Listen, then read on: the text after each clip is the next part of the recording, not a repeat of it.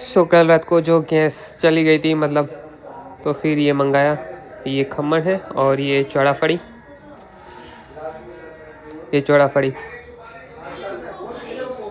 यहाँ खुद कम चल रहा है तो गैस की पाइप थोड़ी लीक हो गई तो गैस लाइन बंद कर दी है। Hello everyone, welcome to my new blog. आज ट्यूसडे है और अभी रात के बज रहे हैं 8।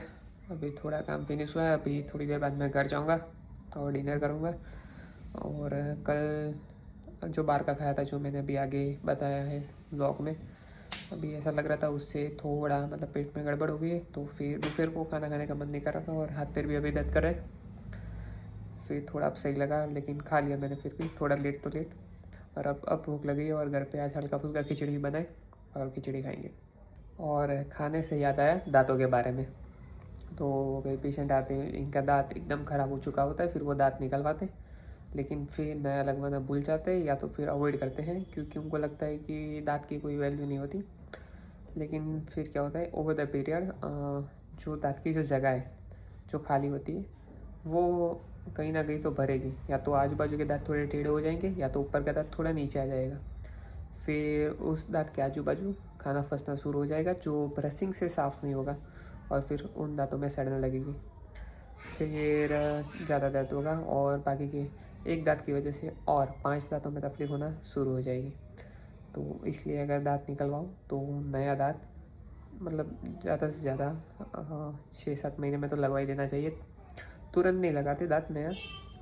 दांत निकालने के एटलीस्ट 1 हफ्ता या 10 दिन तक तो रुक जाना चाहिए। उसके बाद कभी भी लगवा सकते हो, लेकिन ज़्यादा लेट भी नहीं करना चाहिए, नहीं तो फिर ये होता है। कई लोगों को देखा है कि नीचे का दांत निकलवाते हैं बहुत सारे, फिर ऊपर के जो दांत हैं वो नीचे मसूड़े से टच हो जाते हैं थोड़े साल बाद।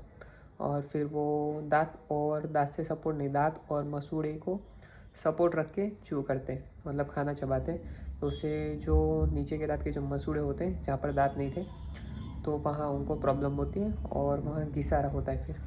और घिसारा होने की वजह से पेन होना चालू हो जाता है, क्योंकि चमड़ी ऊपर की घिस जाती है तो हड्डी में फिर पेन होता है। ठीक है, वो मतलब जल्दी ठीक हो जाता है ट्यूब लगाने से और थोड़े दिन उस साइड से खाना बंद करने से। लेकिन फिर भी ये अगर चालू रहा तो फिर हालत ख़राब हो जाती है, फिर वो पेन ज़्यादा हो जाता है। वो फिर जो हड्डियों का जो पेन होता है वो बहुत पेनफुल होता है, जिसको बोन इरोशन कहते हैं, वो बहुत ही पेनफुल होता है। तो फिर नया दांत, अगर आप दांत निकलवाते हो तो नया दांत लगवा लेना चाहिए। हाँ, उसमें केयर करना चाहिए, ऐसा नहीं कि नया डाले वो मतलब कुछ लोगों को लगता है ये दांत मतलब अब टूटना नहीं चाहिए, ये जो दाढ़ है वो लाइफ टाइम उसको कुछ नहीं होना चाहिए, ऐसा नहीं होता। अगर आपने जो नेचुरल दांत है जो काफ़ी मजबूत था उसको अगर आपने सड़ा दिया है ना केयर कर कर, तो फिर ये नकली दांत में सड़न तो नहीं होगी, लेकिन वो फेल हो सकता है, लेकिन तुरंत नहीं, उसको भी काफ़ी टाइम लगता है फेल होने में। अगर आप केयर करते हो और अच्छे से ब्रश करते हो, खाना फंसने नहीं देते हो, खाना पीना अच्छा खाते हो, तो फिर नकली दांत में कुछ नहीं होगा, परमानेंटली कुछ नहीं होगा, तो वो परमानेंट कहलाता है। परमानेंट का मतलब कई लोगों ने गलत दे रखा है, परमानेंट मतलब लाइफ टाइम नहीं। क्योंकि कवर होता है या तो फिर जो स्क्रू डाल के नकली दांत लगाते हैं, ठीक है, वो दांत की हड्डी और नकली दांत वहाँ तक ही सीमित है। लेकिन जो मसूड़े हैं, जो नेचुरल मसूड़े हैं वो आपके हैं।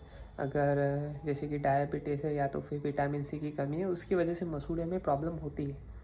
तो जो मसूड़े में प्रॉब्लम चढ़ गई तो फिर वो उसकी जगह जो इम्प्लांट या तो फिर कवर लगा हुआ है उसमें भी प्रॉब्लम करेगा।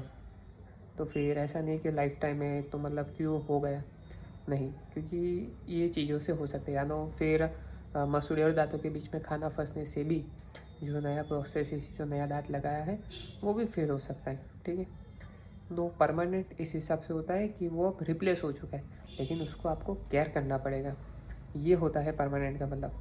ठीक है, जैसे कि कई लोग जो महंगी महंगी चीज़ें लाते हैं, मतलब जैसे कि महंगी टीवी है, बाइक है, तो वो परमानेंट नहीं होती। उसमें तो हम लाखों खर्च करते हैं लेकिन वो परमानेंट नहीं होती, आपको भी पता है।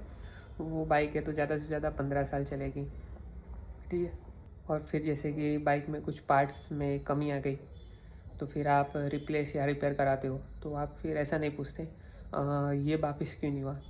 अगर आप अच्छे से कहने, ये तो चलो मुँह की बात है, फिर भी कुछ डॉक्टर लेते गारंटी ना, इसको लाइफ टाइम कुछ नहीं होगा, लेकिन साथ में आपको केयर करना पड़ेगा दांतों के। अगर तो फिर आपको कुछ नहीं होगा। हाँ, अगर केयर नहीं करोगे तो थोड़े से टाइम में भी जो नई चीज़ें वो भी आपको तकलीफ दे सकती है, सिंपल सी बात है। और एक बार यूट्यूब पे वीडियो ज़रूर देखना, हाउ टू ब्रश, तो आपको शायद अंदाज़ आएगा ब्रश कितने टाइम तक करनी चाहिए और कहाँ कहाँ करनी चाहिए मुंह में। सो 1 या 2 मिनट का वीडियो आएगा, ठीक है, वो ज़रूर देखना, ये मैं रिकमेंडेड जरूर करूँगा। सो गाइस, ये था मेरा आज का ब्लॉग, एंड आई होप मेरा आज का ब्लॉग आप लोगों को अच्छा लगा हो, and please like share and subscribe.